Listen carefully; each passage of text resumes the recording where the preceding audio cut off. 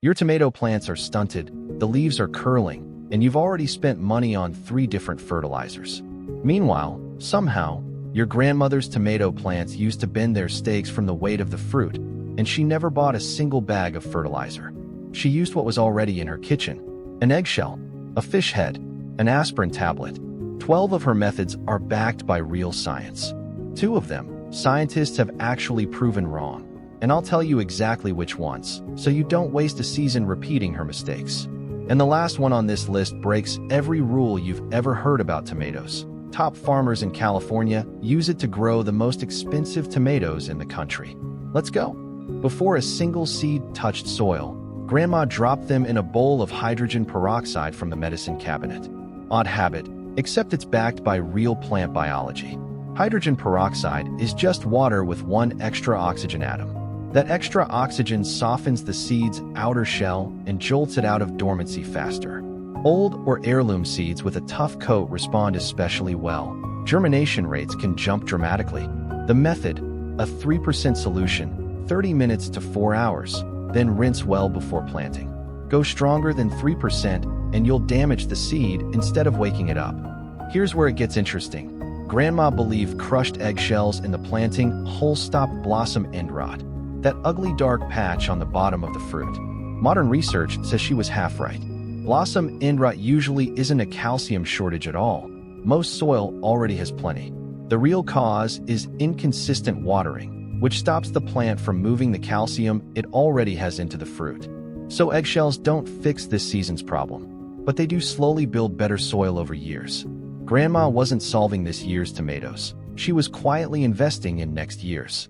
This one sounds like a horror movie. Bury fish scraps 12 inches deep before planting. It's also one of the oldest tricks in North American farming. A Native American man named Squanto taught it to the Plymouth settlers back in 1621. And it works because fish scraps are a complete, slow-release fertilizer.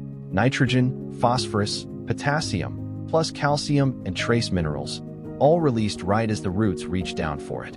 One rule: bury it deep, or every raccoon in the neighborhood will dig it up by morning. If your own grandmother had a garden trick like this, drop it in the comments. I'm collecting them for part 2. Grandma never planted a tomato without basil next to it, and marigolds around the border. She called them best friends. Turns out that's not folklore, it's chemistry. Basil nearby actually triggers the tomato's own defense hormones, helping it fight pests faster. Marigolds go to work underground. Their roots release a compound that suppresses damaging pests in the soil, with 0 cost to the tomato harvest. Grandma wasn't decorating. She was running a pest control system with no chemicals. When Grandma planted a seedling, she buried it up to 2/3 of the stem, way deeper than looked normal. Look closely at a tomato stem, and you'll see tiny bumps along it. Those are dormant root cells. Bury them in dark, moist soil, and within days they turn into real roots, meaning more water uptake, more nutrients, a tougher plant. One catch: buried soil is colder, and tomatoes hate cold roots. If your climate is cool, there's a better trick, which is the next one. For seedlings that got tall and floppy on the windowsill, Grandma didn't dig deep, she dug sideways. Lay the plant almost flat in a shallow trench.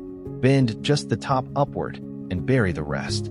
Within 2 or 3 days, the stem curves itself back toward the sky on its own. The plant's hormones redirect growth toward light.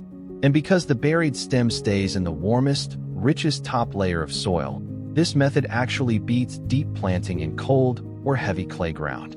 Grandma never watered straight from the cold hose.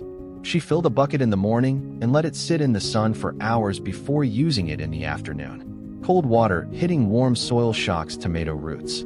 Their cell membranes stiffen and nutrient absorption drops. Water kept around room temperature keeps roots working at full capacity. She didn't know the biology. She just knew warm water grew better tomatoes. This is the hardest one to actually follow. The moment a freshly transplanted tomato puts out its first flowers, Grandma pinched every single one off. It feels like throwing away your harvest. It isn't. A newly transplanted tomato splits its energy between roots and fruit. Remove the first flowers, and it puts everything into root development instead. Studies show slightly fewer tomatoes overall, but bigger, heavier ones, and total yield stays about the same or improves. Stop pinching after about 2 weeks, once the plant is established. Subscribe if any of these sound exactly like something your own grandmother used to do. Once plants hit knee-high, Grandma stripped every leaf within the bottom 12 inches. Let them breathe, she'd say. She was blocking disease. Rain and watering splash soil-borne fungal spores onto the lowest leaves. That's how early blight and leaf spot start. Remove those leaves, and there's nothing left for the spores to land on. Plus, better airflow means leaves dry faster, and fungi get less time to take hold. Every few weeks, starting early in the season, Grandma dissolved a regular aspirin tablet in a gallon of water and sprayed the leaves. This one's legitimately backed by research. Aspirin breaks down into a compound called salicylic acid, the same defense chemical plants naturally produce when they're under attack. It switches on the plant's immune response before disease even shows up, and studies found it cut infection rates roughly in half. Key detail: it only works as prevention. Once disease has already taken hold, spraying won't reverse it. Here's the myth millions of gardeners still believe. Epsom salt in the watering can, supposedly for greener leaves and sweeter fruit. Magnesium is real and essential for photosynthesis. That part's true, but most garden soil already has enough of it. Extra magnesium can actually compete with calcium for uptake, making blossom end rot worse, not better. Unless a soil test shows an actual deficiency, skip it entirely. And here's the one that breaks every rule on this list. Some of the most prized, most expensive tomatoes in the country, grown along the California coast, sold to top restaurants, come from farms that barely water them at all. It's called dry farming. Withhold water, and the roots are forced deep into the soil chasing moisture. You get fewer tomatoes, but the sugars and acids concentrate, and the flavor becomes something a hose-watered tomato can never match. It's the exact same principle as dry farmed wine grapes. It only works with heavy clay soil, a mild climate, and an early variety. This isn't for every garden, but it's the closest thing to a philosophy in this whole list. Sometimes the best move is to step back and let the roots do the work. Grandma never read a gardening blog. She just paid attention, season after season, and passed it down. If this reminded you of someone, subscribe, and tell me in the comments which tip you're trying first.